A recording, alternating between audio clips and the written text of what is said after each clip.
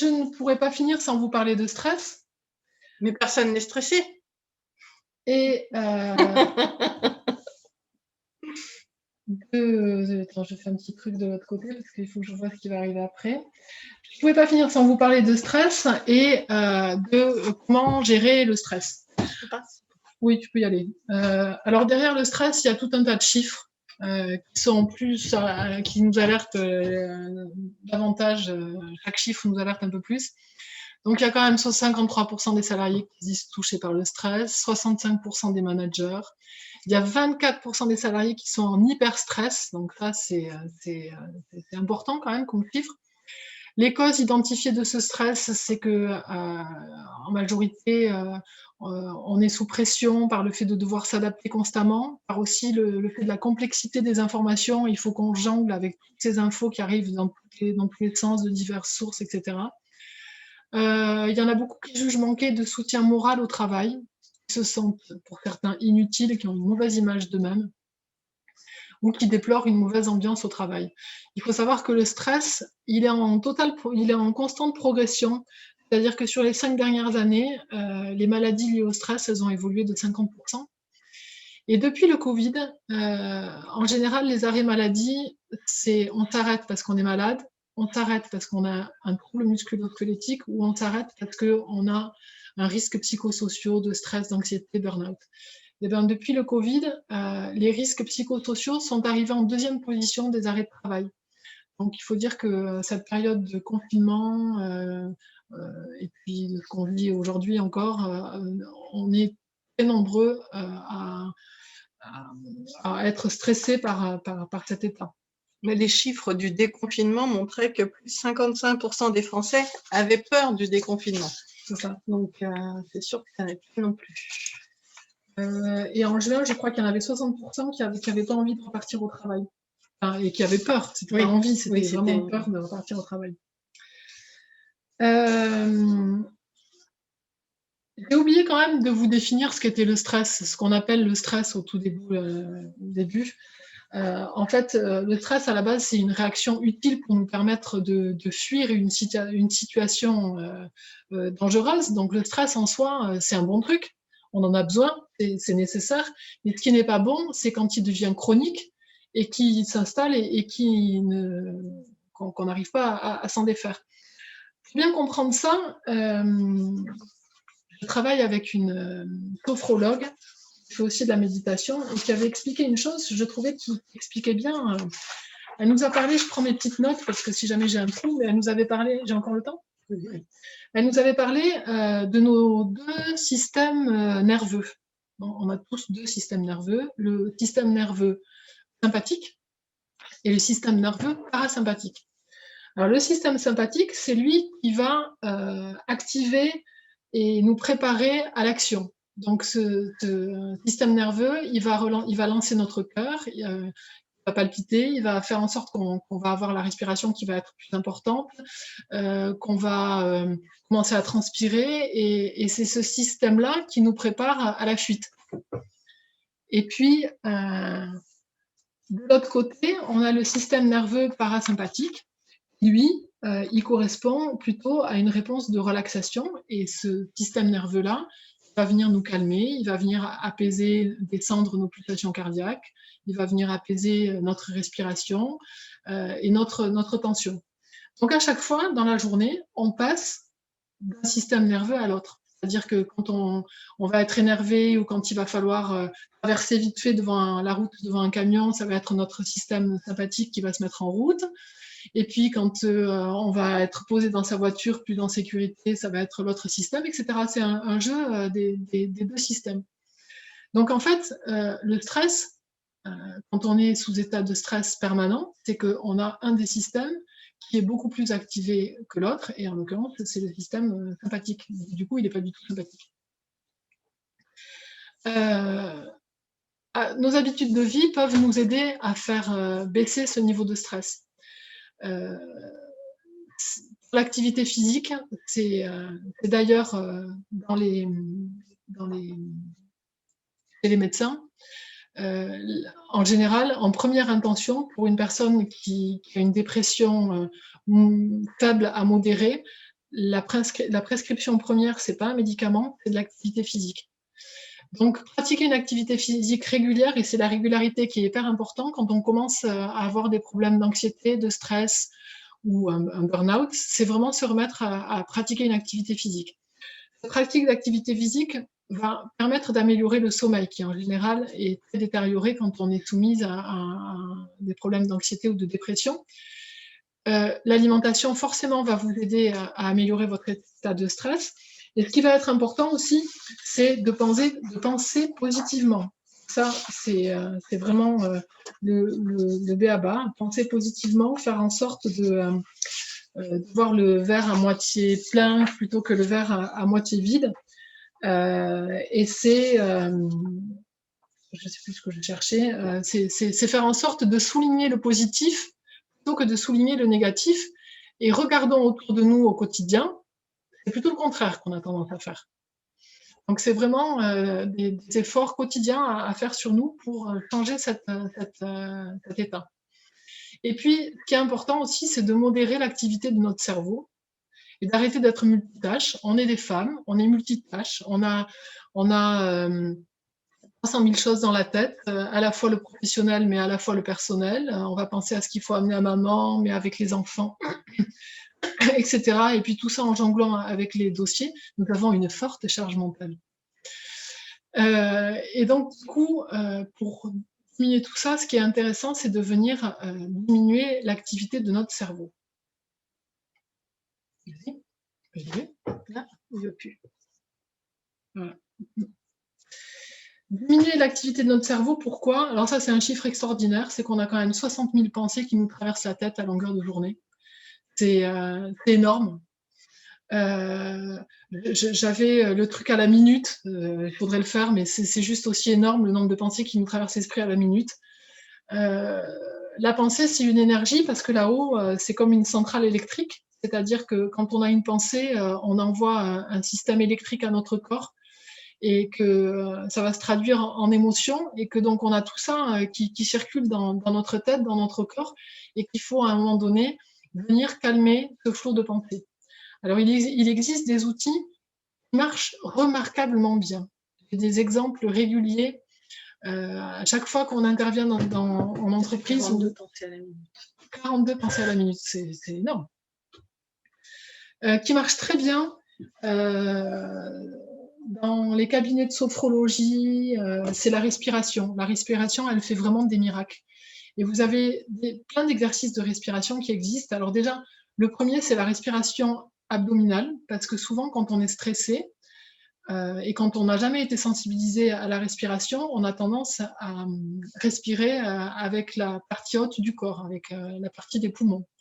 Quand on est hyper stress, on va même aller jusqu'à respirer des épaules. C'est incroyable, mais ça existe. C'est-à-dire qu'on a une posture où on a les épaules qui sont remontées et la respiration qui va vraiment être bloquée au plus haut.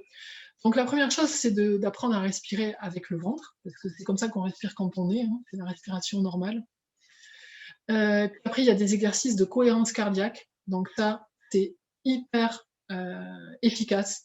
La cohérence cardiaque, pour reprendre mon petit schéma de mon système sympathique et système parasympathique, ça va vous permettre d'avoir une respiration qui va venir ramener les deux systèmes à l'équilibre. Je vous parlerai d'une appli après que vous pouvez télécharger. Et donc, vous faites une respiration, 5 inspirations, 5 expirations. Et quand vous le faites de façon régulière pendant 5 minutes, vous allez vraiment ramener vos deux systèmes au même niveau. Et ça marche très très bien. Alors 5 minutes, c'est l'idéal, hein, vous êtes censé faire ça plusieurs fois par jour, 5 minutes. Mais ça marche de façon tout aussi extraordinaire quand vous avez un coup de fil à passer et que tout d'un coup, vous ne savez pas pourquoi, ou alors que votre patron rentre dans votre bureau un peu énervé et que tout d'un coup, vous avez le cœur qui commence à monter dans les tours, etc. Il suffit de faire 3-4 respirations comme ça passe inaperçu, et vous arrivez à réguler votre état de stress et puis votre état physique, et ça marche super bien. Donc après, vous avez des méthodes de respiration et de visualisation qui marchent aussi très bien, et ça, quand on le fait sur la durée, le simple fait d'avoir la visualisation, ça vous fait retomber, donc ça c'est hyper puissant. Vous avez des exercices de sophrologie et vous avez aussi la méditation. La méditation qui rentre de plus en plus dans les entreprises. Au départ, elle rentre parce que les gens sont curieux, il va y en avoir quelques-uns qui vont essayer. Et finalement, pour la majorité, l'essayer, c'est vraiment l'adopter.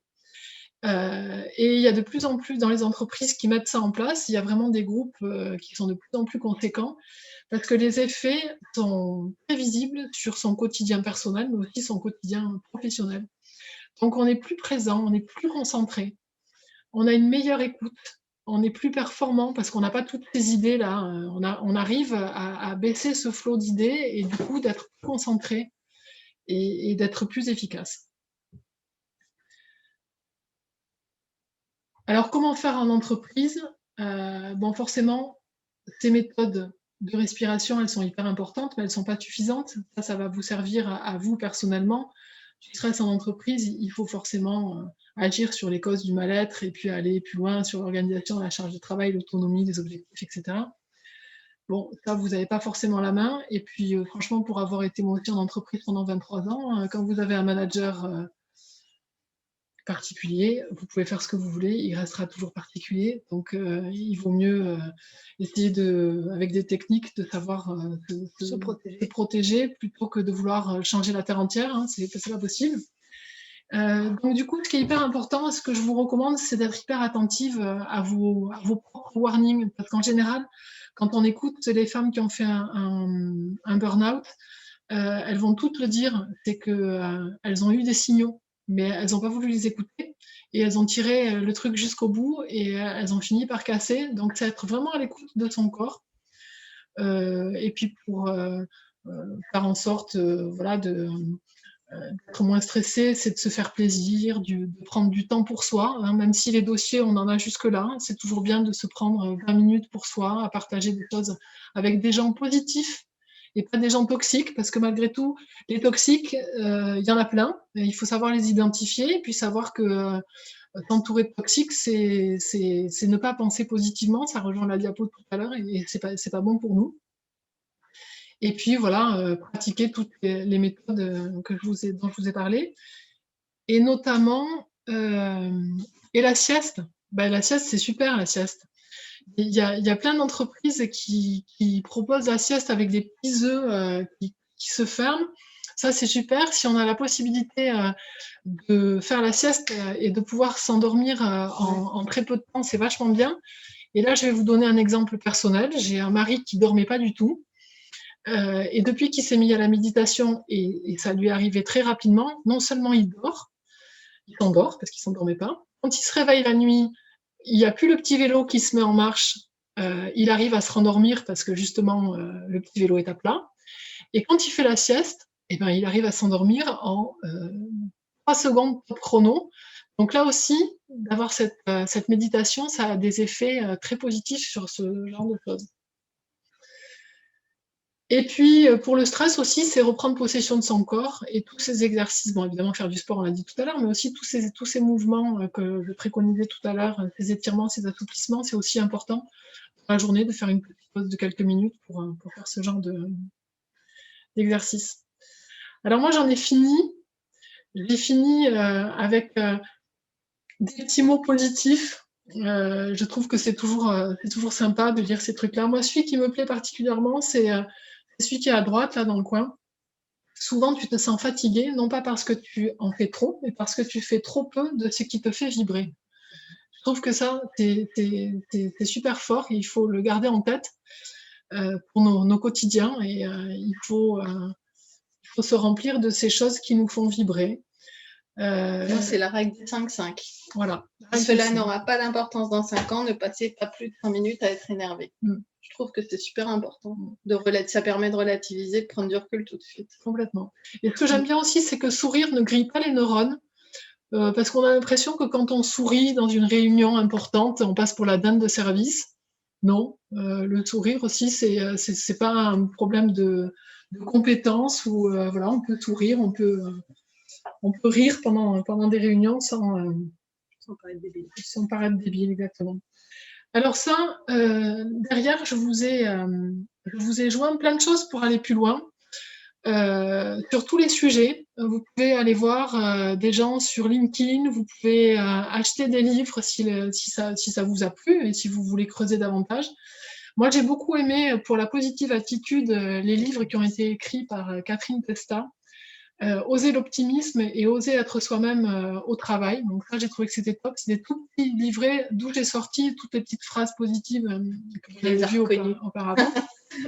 Elle les poste régulièrement sur LinkedIn. Moi, je ne peux que vous conseiller de la suivre sur LinkedIn et de suivre sa page L'Optimisme, parce que tous les jours, elle va poster une phrase optimiste et ça fait toujours du bien de commencer sa journée par une pensée positive. Donc, vous avez donc l'optimiste, tu viens d'en parler. Ensuite, derrière, j'ai l'application pour la cohérence cardiaque. Alors ça, essayez, franchement, c'est top. Vous téléchargez Respire Relax et vous allez avoir la possibilité, ce que je vous disais tout à l'heure, de respirer 5 minutes. En fait, il faut respirer 3 fois 5 minutes. 5 minutes le matin, 5 minutes le midi, 5 minutes le soir. En fait, il est dit que la cohérence cardiaque reste valable 4 heures. Voilà. Quand vous avez fait votre respiration, normalement, vous éloignez le stress pour 4 heures, sauf cas de stress imprévu. Alors, un exemple sur un étudiant qui avait des phobies scolaires, il a pratiqué pendant une semaine, juste une semaine, 3 fois par jour, la cohérence cardiaque, et la semaine d'après, il allait à l'école sans aucune phobie. C'est impressionnant. Donc, vous pouvez vous télécharger cette respi, et pour faire celle qui va vous amener à l'équilibre entre vos deux systèmes nerveux, vous allez voir dans les paramètres, il y a celle qui vous ramène à l'équilibre, celle qui va vous dynamiser. Celle qui vous dynamise, c'est celle où vous inspirez davantage que vous expirez, puisque vous lancez le système sympathique. Et il y a l'autre pour vous calmer, où vous allez expirer davantage que ce que vous allez inspirer pour vraiment arriver à vous calmer. En général, on fait celle qui permet l'équilibre. Et si je la retrouve, je vous mettrai celle des soldats américains. Ils ont une technique pour s'endormir en moins de 4 minutes en respiration. C'est une question de temps aussi. Ah oui Je ne connaissais pas ça. Elle n'est pas là, du coup. Mais je vous la donnerai en même temps sur le mail. Et ensuite, pour la méditation, vous pouvez aller essayer avec une appli qui s'appelle Petit Bambou ou une appli qui s'appelle Mindful Attitude. Ou alors, vous pouvez aller voir sur YouTube. Il y a des personnes qui vous proposent des méditations sur YouTube. Il n'y a pas d'image, il n'y a que le son. Il faut vraiment tester. Parce qu'en fait, moi, je vais vous dire, Cédric Michel, j'aime sa voix. Il m'emporte. La sophrologue avec laquelle je travaille, elle déteste. Donc, en fait, vous essayez, vous voyez ce qui vous convient. On m'a déjà posé la question, ok, méditer, c'est bien, mais j'en fais combien? Au début, vous pouvez en faire 5 minutes. Et puis, quand c'est ce que je saurai qu'il faut que j'en fasse davantage, quand vous allez vous dire, oh ben déjà, c'est fini, vous pouvez passer à davantage, et puis vous voyez ce qui vous convient le mieux, et vous essayez. Voilà. Faites preuve de curiosité, vous pourriez être agréablement surprise, justement. Et je pense que... Ah non, j'ai pas fini. J'ai pas fini, puisque j'ai des choses sur la sédentarité et l'activité physique. Alors là, vous pouvez aller voir cette émission en replay, La chaise qui tue. C'est super, et puis ça vous alerte justement sur cette sédentarité. Un petit peu plus peur après le Covid. Allez voir le site de l'ONAPS ou encore une émission sur Arte avec la génération écran, là aussi ça fait peur. Et vous pouvez aussi venir sur mon blog où il y a pas mal d'articles qui traitent de tous ces sujets très transversaux. Il faut les enlever tous après. Non, tu cliques sur muer tous. Non, ils sont bien. Donc on peut réactiver les micros du coup pour chacun de vous si vous voulez poser des questions. C'est la partie questions, mais je peux pas les réactiver. C'est à vous de les réactiver. Donc si vous êtes bloqué, faites-moi signe avec la main, mais voilà. Alors, qui se lance? Pas de questions? Peut-on avoir le nom du site préconisé dans les exercices de respiration?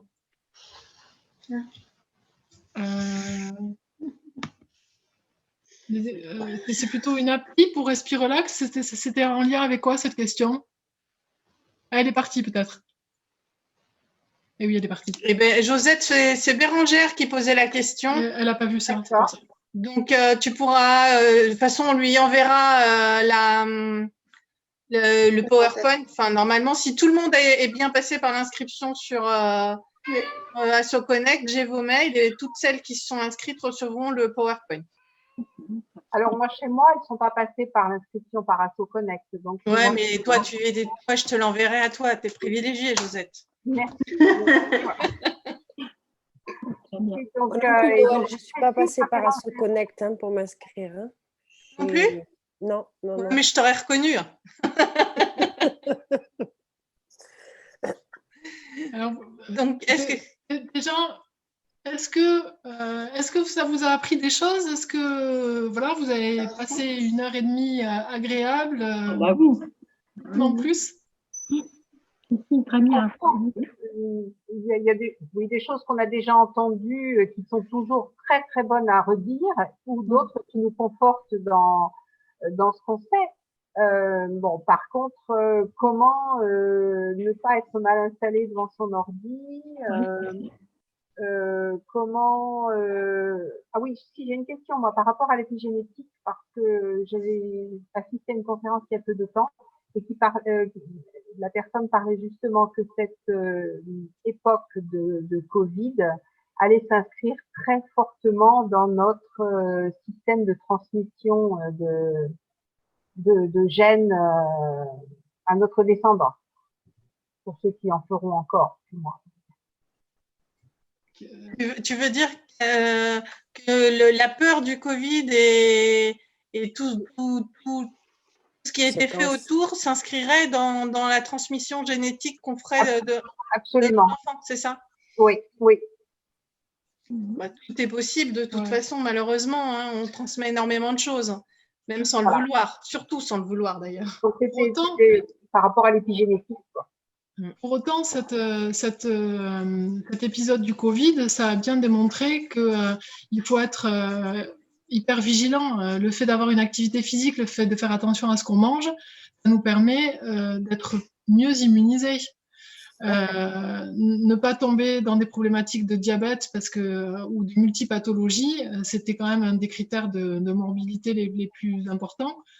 Et donc, ça a vraiment souligné le fait qu'il faut faire ce qu'il faut pour être le plus en santé possible et pour passer au travers des virus qui vont nous tomber dessus dans les prochaines années, j'imagine, parce que celui-là, c'est le premier, mais il y en aura d'autres. Donc, il faut être vigilant par rapport à ça. Puis après, je pense qu'il faut aussi peut-être juste à un moment s'interroger sur notre rapport à la mort, parce que dans les sociétés qui n'ont pas le même rapport à la mort que nous, ils ne l'ont pas du tout vécu de la même façon. Pour nous, on doit vivre et maintenir en vie que coûte. Le taux de mortalité infantile, il est ridiculement bas. Dans les pays où il est élevé, il y a eu moins de cas de Covid, par exemple, parce que les personnes qui étaient les plus faibles étaient déjà parties d'autre chose. La sélection naturelle. Voilà, c'est ça. Donc, à un moment, il faut aussi accepter qu'on arrive à un moment où on ne peut pas sauver tout le monde. Et même si la science est magnifique et merveilleuse actuellement, il y a des choses aussi auxquelles il faut faire attention. Mais ça ne vous empêche pas de faire du sport. Est-ce que vous êtes actives, mesdames? Oh, pas vraiment. Pas suffisamment. Pas suffisamment, en tout cas. Non. Alors, est-ce que parmi vous, il y en a qui ont l'occasion de se déplacer dans le cadre de leur exercice au travail? Je donne un exemple. Moi, quand j'ai travaillé dans un foyer pour personnes handicapées, je passais bien un bon tiers de ma journée en dehors de mon bureau. Est-ce que c'est le cas parmi vous? Non. Non. Sherazade non plus? Non, je ne me déplace pas énormément, non. Non, non, pas forcément. Juste dans ma zone d'activité. Il y a tout un espace dédié à la direction, à l'administratif. Je me déplace dans l'espace des résidents, mais ce n'est pas une majeure partie du mouvement quand même. Et est-ce que vous avez la possibilité d'être moteur par rapport à votre DRH, par rapport à votre direction, pour leur demander… organiser des choses. Vous avez vu, on a parlé de beaucoup de modifier l'environnement, donc pourquoi pas organiser un cours de sport ou de yoga ou n'importe quoi, de pilates ou je ne sais, il faut interroger le personnel pour savoir ça, mais entre midi et deux, est-ce que c'est possible? Est-ce que c'est possible de modifier l'alimentation? Est-ce que tout ça, vous pourriez être moteur par rapport à des choses qui vous tiennent à cœur? Moi, à mon avis, je pense que je peux faire des propositions avec le soutien notamment des délégués du personnel. Après, ça fait pas suffisamment longtemps que je suis dans la structure pour me rendre compte de la marge de manœuvre possible. Mais ça peut, oui, il pourrait. C'est à tenter en tout cas. C'est à tenter. Au niveau de l'alimentation, on est nourri sur place. Il y a une diététicienne, donc à ce niveau-là, il n'y a pas de souci. Mais parce qu'on L'avantage travaille de dans un travailler en foyer, hein. foyer pour personnes handicapées, donc.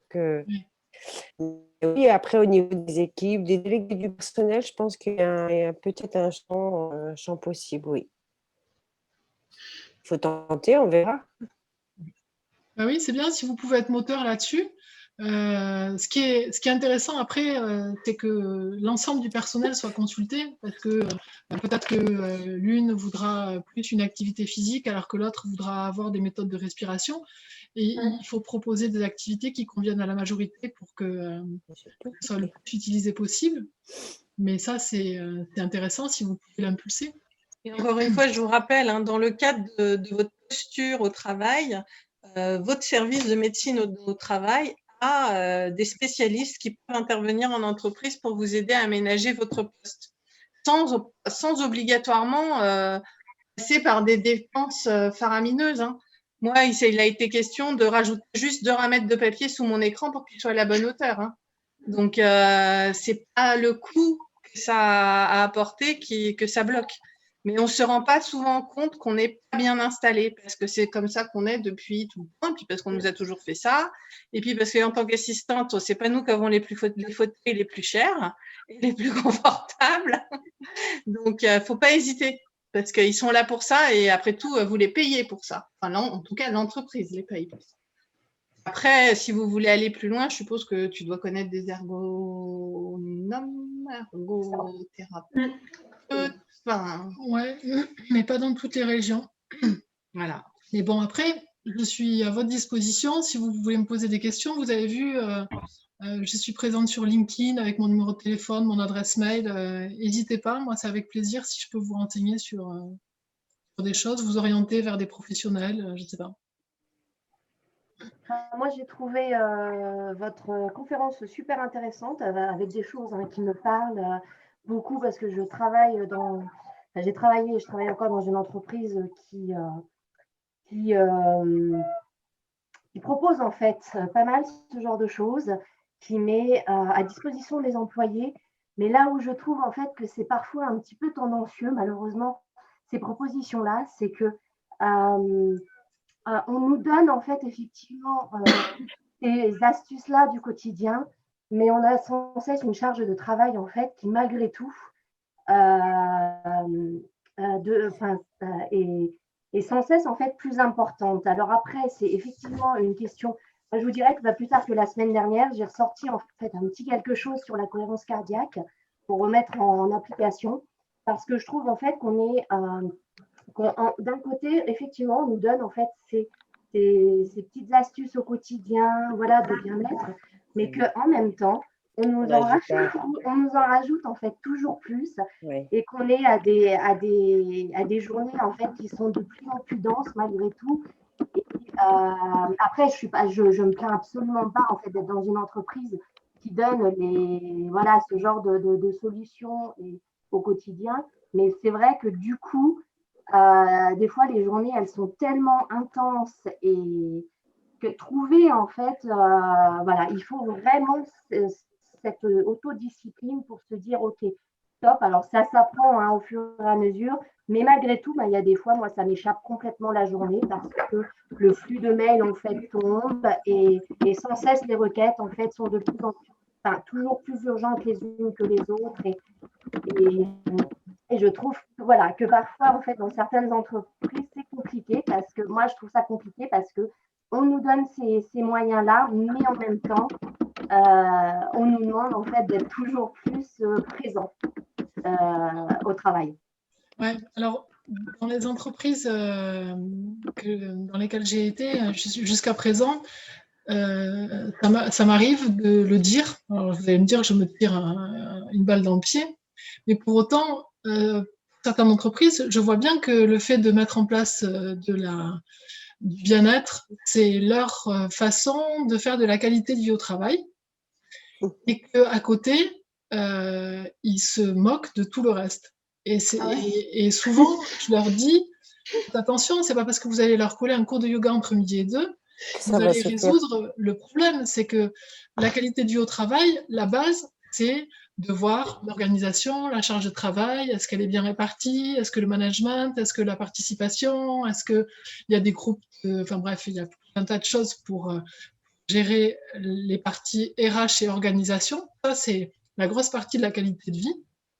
Et ensuite, il y a la cerise sur le gâteau, on va dire, et c'est permettre par des techniques de bien-être d'améliorer tout ça. Mais on ne peut pas avoir cette partie que malgré tout, je vais dire secondaire, enfin je ne vais pas leur dire comme ça, mais sans avoir la première, parce que sinon on met une rustine sur un truc qui ne va pas tenir longtemps. Donc ça rejoint en fait ce que vous dites.